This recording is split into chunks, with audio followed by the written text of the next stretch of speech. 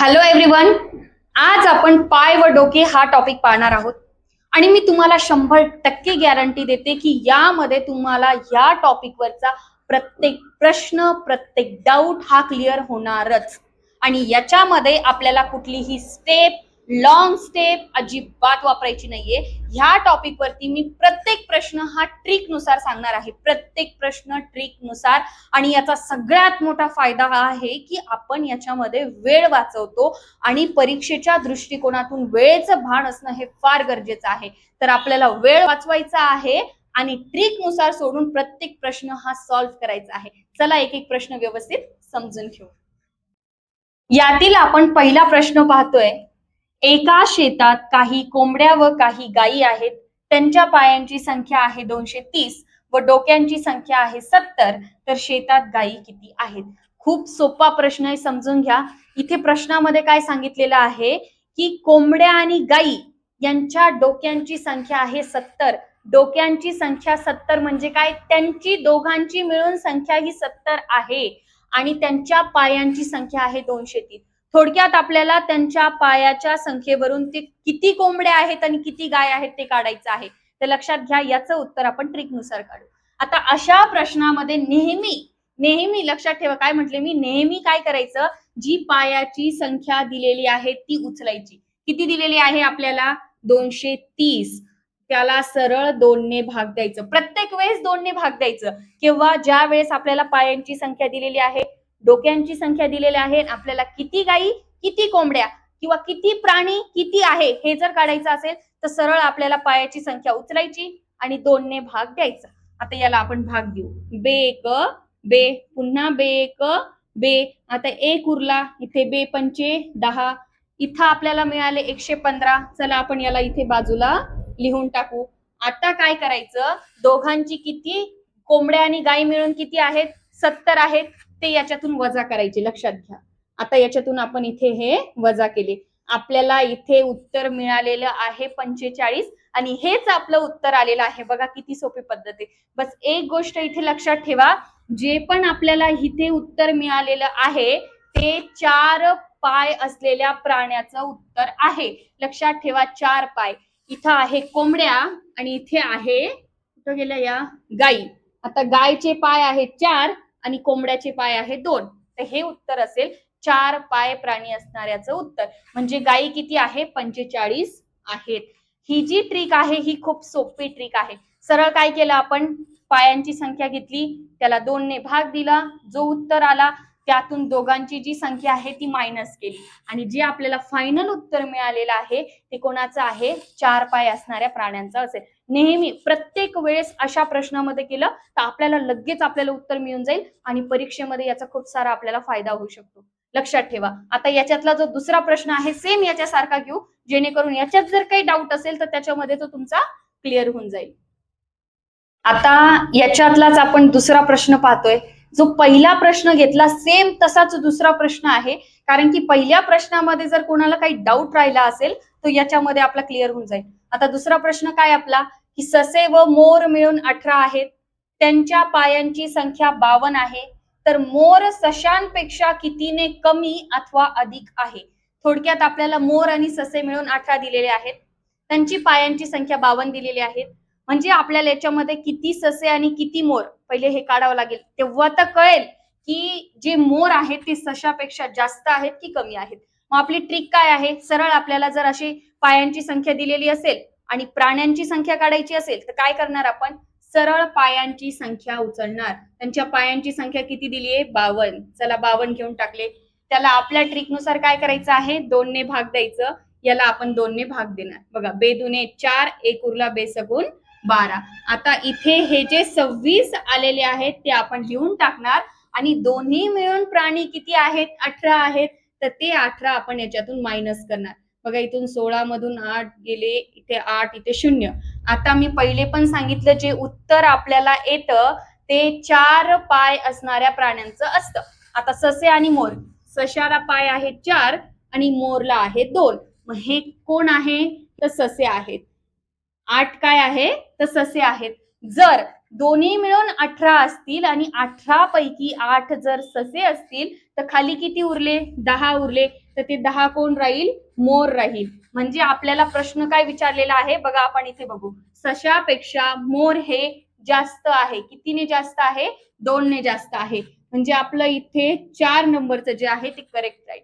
आता मला एक गोष्ट इथे कळत नाही की बरेच जण म्हणते मी, तिथे जर आपल्याला एवढ्या शॉर्टकट पद्धतीत जर उत्तर मिळत असेल तर बरेच जण काय करतात, तिथे लॉंग स्टेपचा वापर करतात, समीकरणाचा वापर करतात आणि त्या लांब समीकरणामुळे काय होतो, आपला तिथे जास्त वेळ जातो आणि परीक्षेच्या दृष्टिकोनातून आपल्याला वेळ वाचवणं फार गरजेचं आहे. त्यामुळे जर आपण अशा ट्रिकने जर उत्तर काढत असू तर ते आपल्यासाठी खूप फायदेशीर आहे. तर शक्यतो तुम्ही समीकरणापेक्षा अशा पद्धतीचा वापर करावा. बघा, आपण याच्यामध्ये खूप सोप्या पद्धतीत पाहिलं की पायांची संख्या घ्यायची, 2 ने भाग द्यायचा, जे आलं त्याच्यातून दोघांची संख्या मायनस करायची, जे उत्तर येणार ते 4 पायाच्या प्राण्यांचं असेल.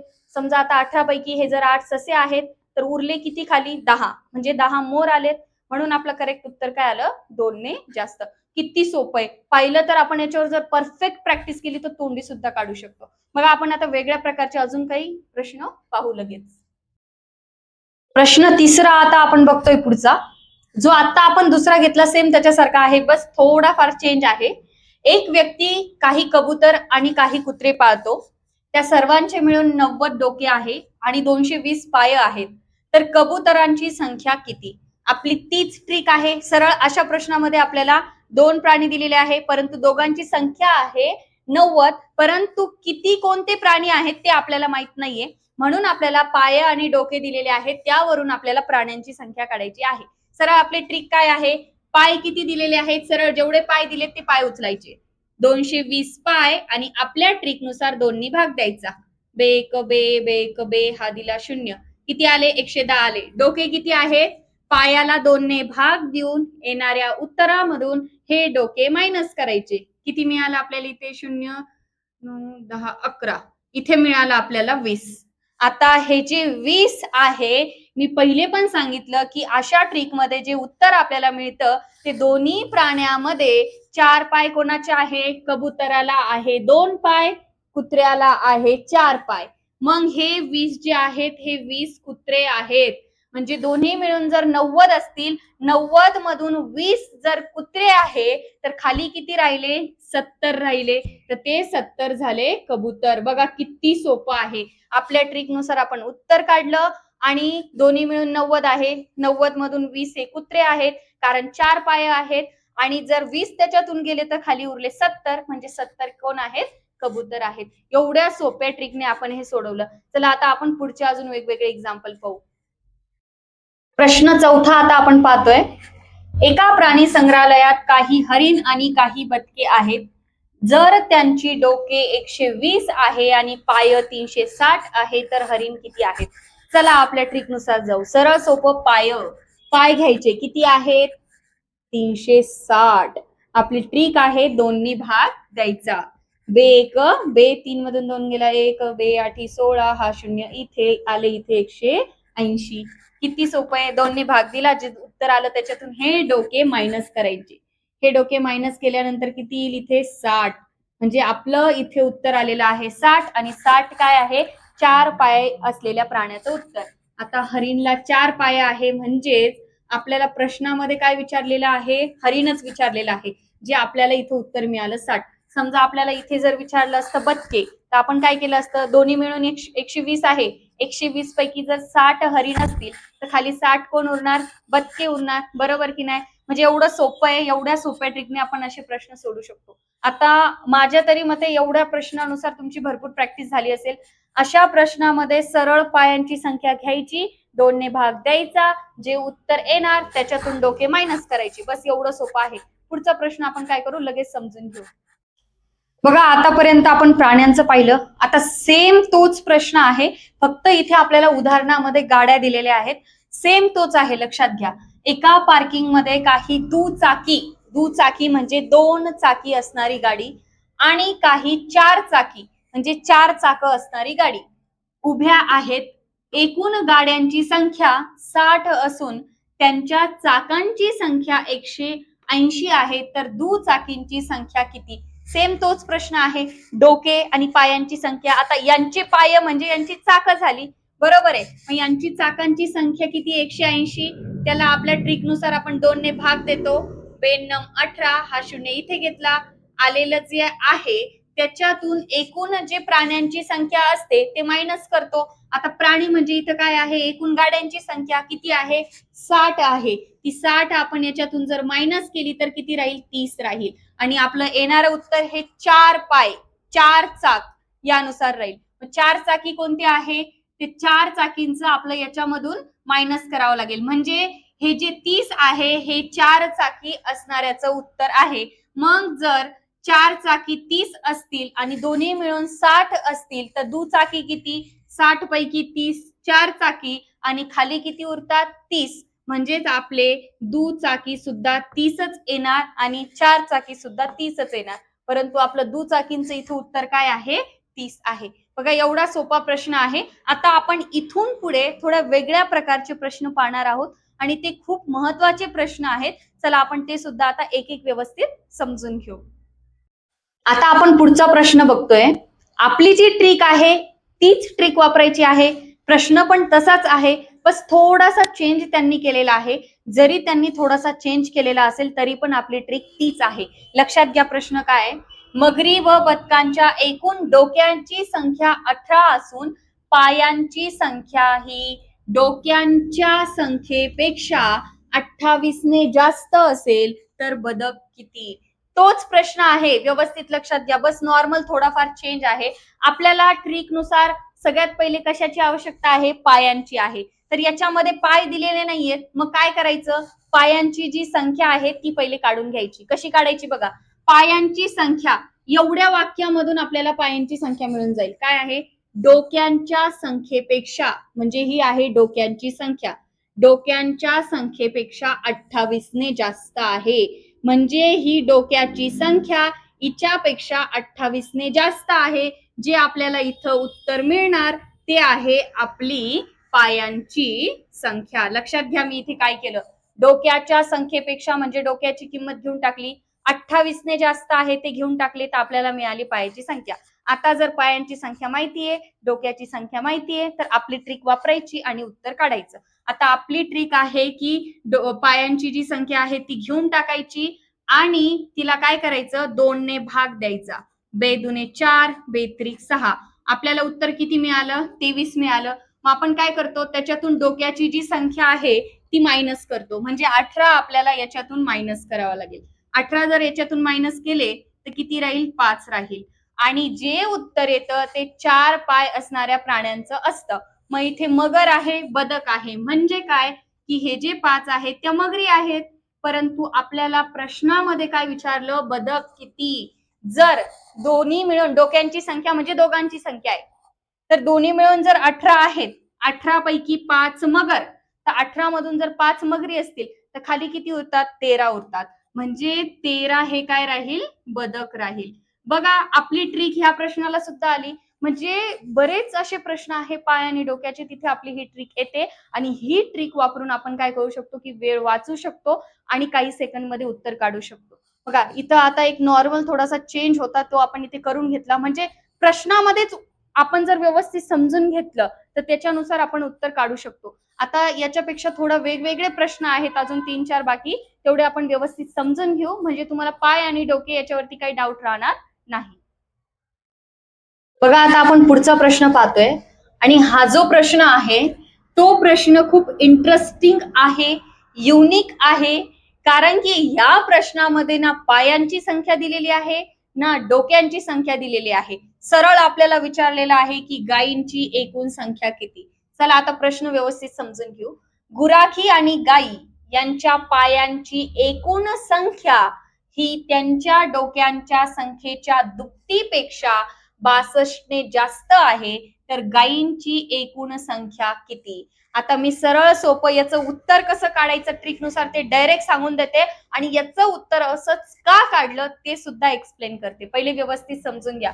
असा प्रश्न आला ज्या वेळेस विचारलेलं असेल की डोक्यांच्या संख्येच्या दुप्पटीपेक्षा 62 ने जास्त असेल किंवा या प्रकारचा प्रश्न आला, या प्रकारामध्ये मोडणारा प्रश्न आला, तर काय करायचं, दिलेली जी संख्या आहे, कारण याच्यामध्ये एकच संख्या आलेली आहे, ती संख्या उचलायची. आपण ती संख्या उचलली आणि तिला बस 2 ने भाग द्यायचा.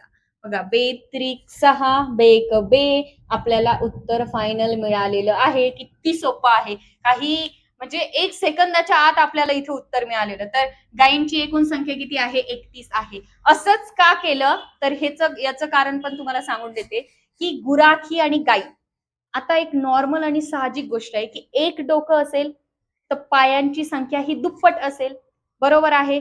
इथे डोकं एक तर पायांची संख्या दुप्पट येणार, कारण गुराखी व्यक्ती आहे. आता गाई एक डोकं, परंतु पायाची संख्या ही दुपटीपेक्षा जास्त आहे. कितीने जास्त आहे, +2, 2 ने जास्त आहे. आणि इकडे पण आपल्याला काय सांगितलेलं आहे की डोक्यांच्या संख्याच्या दुपटीपेक्षा 62 ने जास्त आहे. मग आपण काय केलं, ती दुपटीपेक्षा 62 ने जे जास्त आहे ती गायींचे पाय आहे, ती गायींची संख्या आहे. त्यानुसार आपण ती जी संख्या आहे ती घेतली आणि तिला सरळ 2 ने भाग दिला आणि आपल्याला उत्तर मिळालेलं आहे. अशा पद्धतीत या प्रकारमध्ये मोडणारे प्रश्न तुम्ही घ्या, 2 ने सरळ त्याला भाग द्या आणि काही म्हणजे सरळ 1 सेकंदाच्या आत त्याचं उत्तर काढा. बघा, हा पण प्रश्न आपण व्यवस्थित समजून घेतला, जो युनिक प्रश्न होता. अजून आपण काही 2-3 प्रश्न आहेत ते पण व्यवस्थित समजून घेऊ आणि तुमचे याच्यातले जे काही डाऊट असतील, जे काही तुम्हाला अडचणी असतील त्या आपण व्यवस्थित क्लिअर करून घेऊ. प्रश्न 8वा आपण पाहतोय. बघा, एवढा मोठा हा प्रश्न, बस याचं उत्तर आपल्याला फक्त एका स्टेप मध्ये काढायचं आहे, बस एक भागाकार करून काढायचा आहे. बस इथे एक अट एवढी आहे की हा जो प्रश्न आहे, हा प्रश्न आपल्याला सगळ्यात पहिले व्यवस्थित समजून घ्यावा लागेल. कारण हा जर प्रश्न आपल्याला व्यवस्थित समजला तर इथे कुठलंही सूत्र वापरायचं नाही, कुठल्याही लॉंग स्टेप वापरायचं नाही.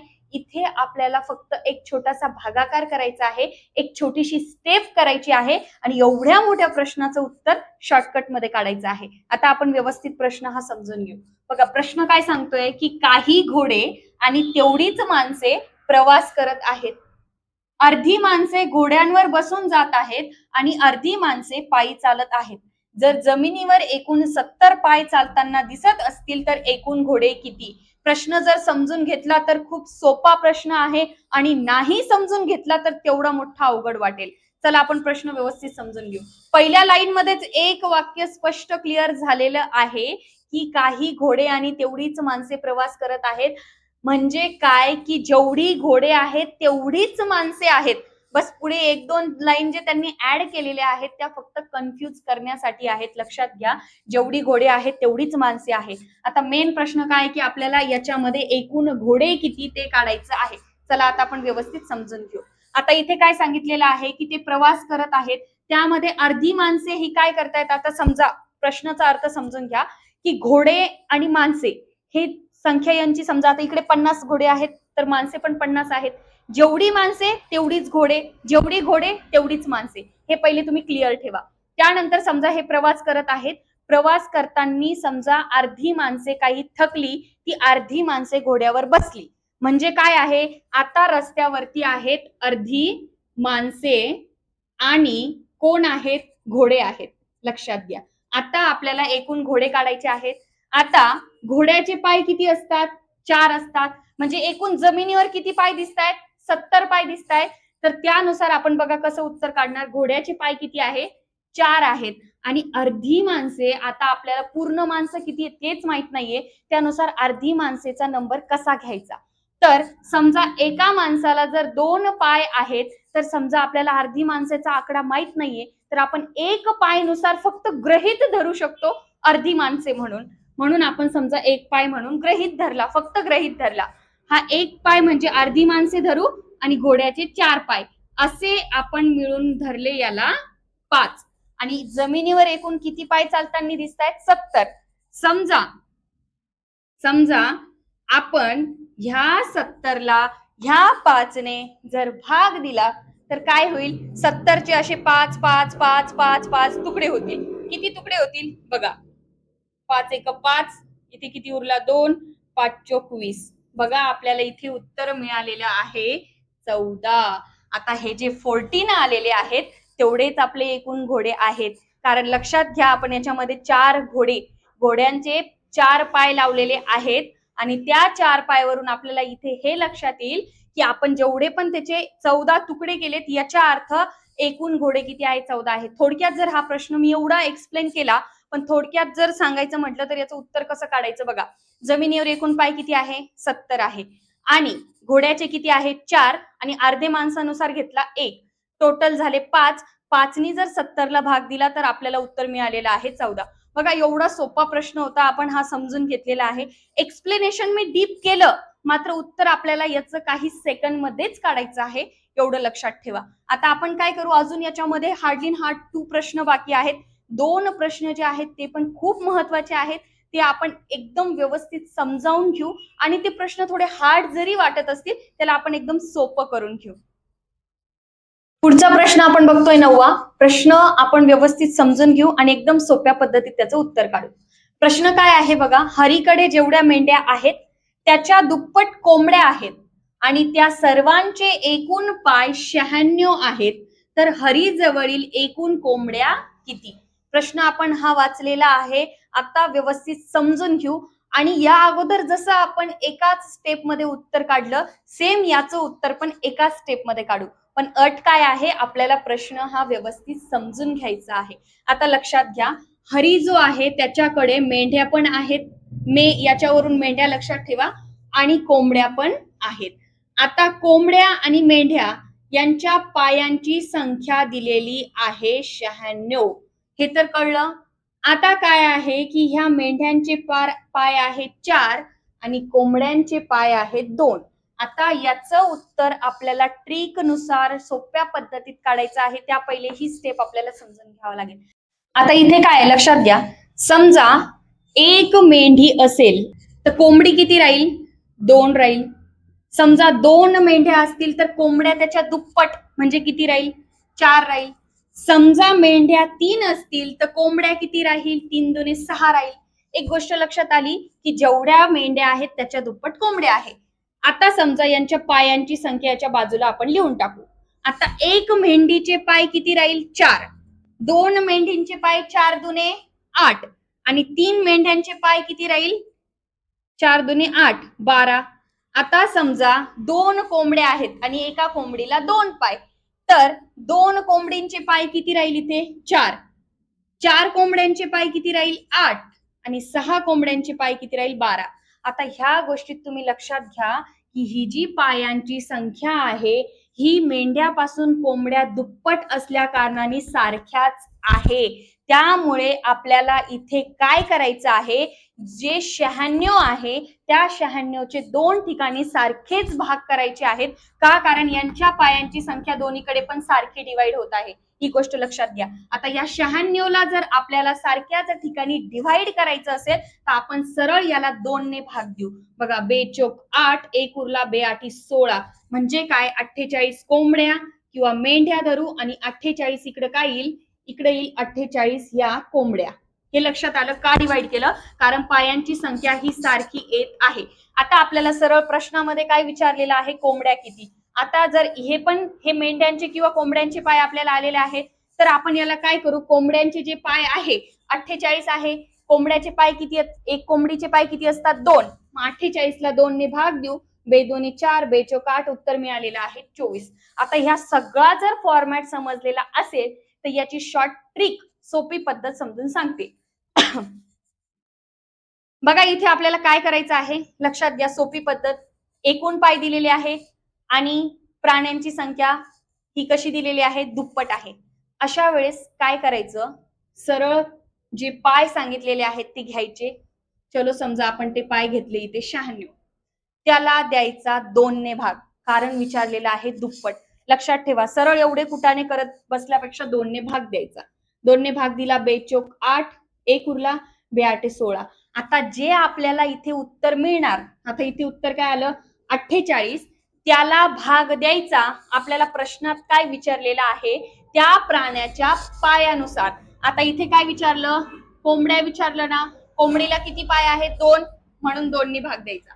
समजा आपल्याला इथे विचारलं मेंढी, तर मेंढीला किती पाय आहेत 4, तर 4 ने भाग द्यायचा.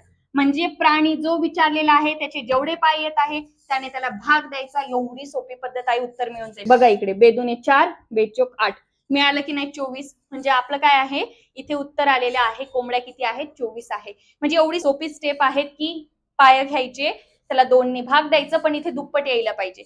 आणि त्यानंतर आलेल्या उत्तराला ह्या प्राण्याच्या पायानुसार भाग द्यायचं. सरळ आपल्याला काही सेकंड मध्ये त्याचं उत्तर मिळून जाईल. आणि ही स्टेप तुम्हाला सांगण्याचं कारण एकमेव आहे, कारण हे उत्तर आपण कसं शॉर्ट ट्रिक नुसार काढतो एवढं उत्तर हे तुम्हाला सुद्धा कळणं गरजेचं आहे, कारण आपण या पद्धतीत ते केलेलं आहे. आता यानंतरचा शेवटचा प्रश्न आहे आणि इंटरेस्टिंग प्रश्न आहे, तो पण आपण व्यवस्थित समजून घेऊ. आता यातला सगळ्यात शेवटचा प्रश्न 10वा आपण पाहतोय. याच्यामध्ये एका प्राणी संग्रहालयात जेवढे ससे आहेत तेवढीच बदके आहेत. त्या सर्वांचे एकूण पाय 108 असल्यास त्यापैकी ससे किती? प्रश्नाचं उत्तर आपण एकदम सोप्या पद्धतीत काढणार आहोत. प्रश्न व्यवस्थित समजून घ्या. आता आपल्याला याच्यामध्ये काय विचारलेलं आहे की ससे किती. आता इथे स्पष्ट क्लिअर सांगितलेलं आहे की जेवढे ससे आहेत तेवढीच बदके आहेत. काय, जेवढी ससे आहेत तेवढीच बदके आहेत. आता इथे आपण घेऊ हे ससे आणि इथे घेऊ हे बदके. सश्याचे पाय किती आहेत? 4. बदकाचे पाय किती आहेत? 2. यांचे एकूण पाय किती आहेत? 108. किती सोपं आहे बघा, लक्षात घ्या. ससे जेवढे आहेत तेवढीच बदके आहेत. आपल्याला काय करायचं, सरळ यांची ऍडिशन करायची, बेरीज करायची. 4 आणि 2 किती होतात? 6 होतात. या 6 ने या 108 ला भाग द्यायचा. का भाग द्यायचा? कारण आपण इथे काय केलं, समजा आता हा प्रश्न असा आहे की 4 ससे ही इकडून 4 पायानुसार आणि इकडून 2 पायानुसार अशी यांचे टप्पे लागतायत, बरोबर आहे. म्हणजे समजा आता जेवढे, आता इथं तर हा प्रश्न क्लिअर आहे ना की जेवढे ससे आहेत तेवढीच बदके आहेत. मग आपण काय करू, दोघांची ऍडिशन करू. म्हणजे ह्या 108 चे आपल्याला काय करावं लागेल, असे 6 तुकडे करावे लागतील. 6 6 6 6 6. मग 108 मध्ये किती तुकडे होतील? तेवढे ससे तेवढेच बदके असणार, हे लक्षात घ्या. म्हणून आपण इथे ऍडिशन केली. आता याला भाग देऊ. 6 1 6, इथे उरले 4, 6 8 48. आपल्याला उत्तर मिळालेलं आहे 18. किती सोपं आहे बघा. सरळ आपण बेरीज केली, याला भाग दिला आणि सरळ उत्तर काढलं. म्हणजे एवढ्या सोप्या पद्धतीत आपण प्रत्येक प्रश्न हा कव्हर केलेला आहे. एक गोष्ट इथे एक सांगायची आहे की बरेच जण जे आहे ते लॉंग स्टेपला किंवा समीकरणला जास्त फॉलो करतात. पण माझं एक वैयक्तिक म्हणणं आहे की जरी समीकरण आपण, म्हणजे तुम्ही फॉलो करा, नो प्रॉब्लेम, पण एक एक एक कॉमन गोष्ट डोक्यात घ्या की समीकरणाचे जे काही सूत्र वगैरे आहेत ते आपण किती वेळेस आणि किती प्रकारे लक्षात ठेवणार. यापेक्षा समजा आपण जर तो प्रश्न व्यवस्थित समजून घेतला आणि तिथे जर आपलं माइंड वापरून जर ट्रिक वापरली, तर तिथे सगळ्यात महत्वाची गोष्ट म्हणजे काय होतं की सूत्र लक्षात ठेवावं लागत नाही आणि आपलं ते उत्तर हे काही सेकंडच्या आत आणि वेळेचं भान असताना निघून जातं आणि आपला तिथे सगळ्यात महत्वाचा परीक्षेच्या दृष्टिकोनातून वेळ वाचतो. तर तुम्ही तुमच्या पद्धतीत जसं तुम्हाला योग्य वाटेल तसं सोडू शकतात. बट मी माझं एक वैयक्तिक मत इथे मांडलेलं आहे आणि हा जो चॅप्टर आहे आपण आता प्रॉपरली कव्हर केलेला आहे. तसं काही तुम्हाला प्रॉब्लेम असतील, काही डाऊट असतील, सो तुम्ही मला ते विचारू शकतात.